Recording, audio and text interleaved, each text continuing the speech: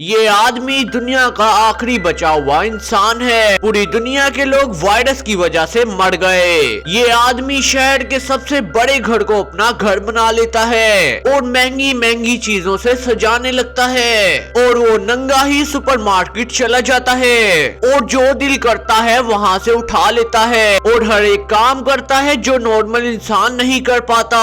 अकेलेपन को दूर करने के लिए वो तरह तरह के गेम्स खेलता है, कार्स को भी आपस में टकराने लगता है कि कहीं तो उसका दिल लगे। लेकिन कुछ ही वक्त में वो अपने रहन सहन का तरीका भूल जाता है। पूरे घर में हर जगह कचरे का ढेर लग जाता है। वो शराब को टब में डालता है और नहाने लग जाता है। रात में एक लड़की का स्टैचू देखकर उसके करीब जाता है। अब वो अकेलेपन से तंग आकर मरने जा रहा होता है, लेकिन तभी उसे दूर से धुआं नजर आता है। अब ये ठरकी धुएं की तरफ जाता है, तभी इसे लड़की के कपड़े मिलते हैं जिसे वो सूंघ कर बेहोश हो जाता है। ख्वाब देखता है कि वो एक खूबसूरत लड़की की गोद में है, लेकिन होश आने पर पता चलता है कि ये एक औरत के गोद में था जो ओके से सीपीआर दे रही थी। अब ये दोनों दुनिया के आखिरी इंसान हैं। अब वो औरत इसके घर को देखकर चौंक जाती है क्योंकि इसके पूरे घर में कचरा भरा हुआ था। फिर औरत कहती है कि हम शादी कर लेते हैं, लेकिन ये उस औरत को पसंद नहीं कर रहा होता और बदतमीजी कर कर उसे कहता है कि तुम यहाँ से चली जाओ।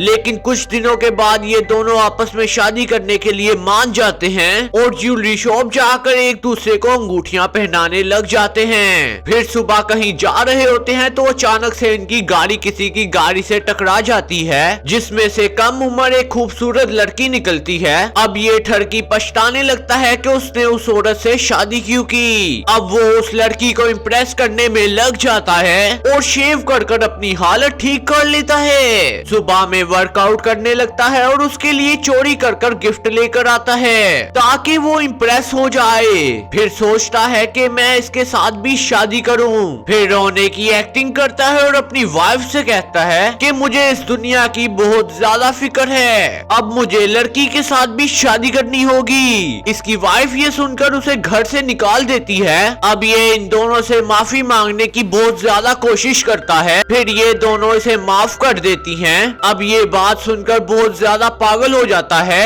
अब ये लड़की को बाहर ले जाता है। अब ये जैसे ही करीब आने लगते हैं तो गाड़ी में से एक मोटा आदमी निकल आता है। अब ये ठरकी जलने लगता है कि ये दुनिया का आखिरी मर्द नहीं है। अब वो मोटा टोड भी उन्हें ज्वाइन करता है और अपनी फेवरेट मूवी का बताता है, तो मेलिसा कहती है ये तो मेरी भी फेवरेट मूवी है। फिर ठरकी फिर भी जज्बाती होकर कहने लगता है कि ये मेरी भी फेवरेट मूवी है, जबकि उसने वो फिल्म देखी भी नहीं होती। और ये यहाँ काफी ऑकवर्ड सीन हो जाता है। अब मोटे टोड और मेलिसा के बीच में काफी अच्छी दोस्ती हो जाती है और वो दोनों एक साथ टाइम स्पेंड करने लगते हैं। अब ये ठरकी फिर से बर्दाश्त नहीं हो रहा होता और ये दोनों को छुपकर देखता रहता है और ये सीधा जाकर मेलिसा को प्रपोज कर देता है, लेकिन मेलिसा फौरन मना कर देती है। अब ये हंसकर कहने लगता है कि मैं तो मजाक कर रहा था। सुबह मोटा फिल को मेलिसा के बारे में बताता है कि वो और मेलिसा काफी अच्छे दोस्त हैं। ये सब सुनकर फिल को बहुत ज्यादा गुस्सा आने लगता है। अब ये मोटे से पीछा छुड़वाने के लिए उसे शहर से बाहर ले जाता है और सुनसान सी सड़क पर छोड़कर चला जाता है, लेकिन वो आगे जाकर चिल्लाने लग जाता है और गाड़ी दोबारा पीछे ले आता है और कहता है कि मैं तो मजाक कर रहा था, जो कि वो नहीं कर रहा था। अब ये मोटे और मेलिसा को साथ में देखकर ऊपर कहता है कि मेरे साथ ही ऐसा क्यों होता है। अब अचानक से एक गाड़ी आती है जिसमें से एक खूबसूरत लड़की और एक औरत बाहर निकलते हैं। अब ये ठरकी इन दोनों को देखकर बहुत खुश होता है और कहने लगता है कि मैं दुनिया का आखिरी मर्द हूँ, लेकिन बाकी तीनों का नहीं बताता।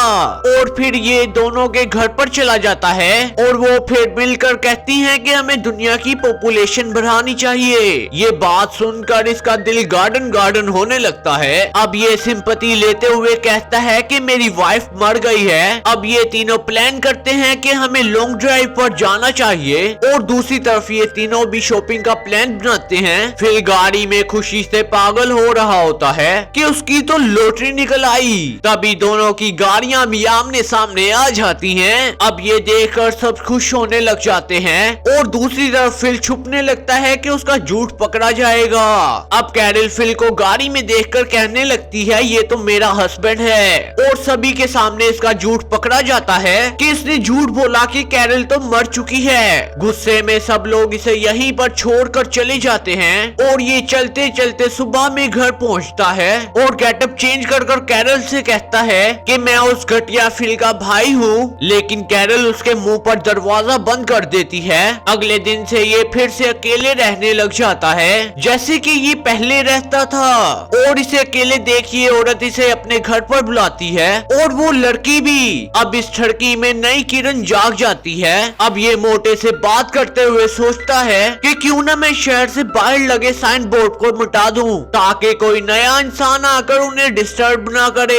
अब ये साइन बोर्ड पर लिखा मैसेज मिटाने लग जाता है और तभी सीढ़ी नीचे गिर जाती है और ये ऊपर ही फंस जाता है और दूर दूर तक कोई इंसान नहीं होता, और दूसरी तरफ ये लड़कियां इसका इंतजार कर रही होती हैं और फिर गर्मी से बेहाल होकर बेहोश हो जाता है। अब रात में काला बचाकर इसे घर पर ले आता है और वो बताता है कि मैं फौजी हूँ। उसकी तरफ सारी लड़कियां अट्रैक्ट होने लगती हैं क्योंकि उसकी कड़क पर्सनैलिटी थी। अब ठड़की और काले का नाम सेम होने की वजह से दोनों में कंफ्यूजन हो जाती है। अब वो एक गेम खेलते हैं कि हारने वाले का नाम टैंडी रख दिया जाएगा। अब फिल हार जाता है और उसका नाम टैंडी रख देते हैं। अब सभी लड़कियां काले के आसपास घूमने लग जाती हैं। इससे जेलस होकर टैंडी भी अपनी बॉडी बनाने लग जाता है और बगैर कपड़ों के आ जाता है और काले को अपनी बॉडी दिखाने लगता है। लेकिन तभी वहाँ एरिक आ जाती है और ये अपनी इज्जत छुपाते हुए वहाँ से कल्टी मार जाता है। अब रात में सभी लड़कियां इस काले को प्रेसिडेंट बना देती हैं। अब मोटा और टैंडी दोनों इससे जलने लग जाते हैं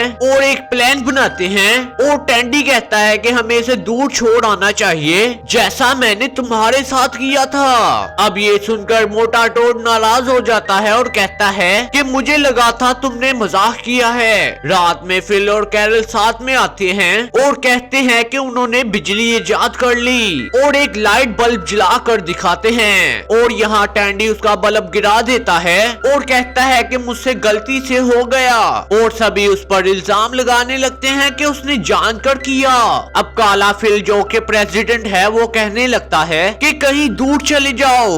ये सुनकर टैंडी अपने घर पर जाकर अपने आप को बंद कर लेता है। अब कैरल उसे मनाकर बाहर निकालने की बहुत कोशिश करती है लेकिन वो उसकी बात नहीं मानता। लेकिन थोड़ी देर बाद उसे आवाज आती है कि सब मिलकर उसके लिए गाना गा रहे होते हैं और वो फिर बाहर आ जाता है। लेकिन तभी काला फिल पीछे से आकर उसे दबोच लेता है और बेहोश कर देता है। जब टैंडी की आंख खुलती है तो वो बंदा होता है। फिर काला फिल उसे बहुत दूर ले जाकर छोड़ देता है और फिर उसे 3 दिन का खाना देकर धमकी देता है अगर वो इस शहर में वापस आया तो वो उसे मार देगा। उसके जाने के बाद टैंडी 3 दिन का खाना 20 मिनट में खत्म कर देता है और इधर उधर घूमने लग जाता है और थक कर एक रोड पर गिर जाता है। और तभी उसके सामने कैरल आती है और उसे खाना पानी देती है और वापस जाने लगती है। लेकिन वो टैंडी की ये हालत देखकर अपना माइंड चेंज कर लेती है और वो टैंडी के साथ ही रहने का फैसला करती है और वो फिर दोनों कार में बैठकर अपनी नई मंजिल की तरफ निकल जाते हैं।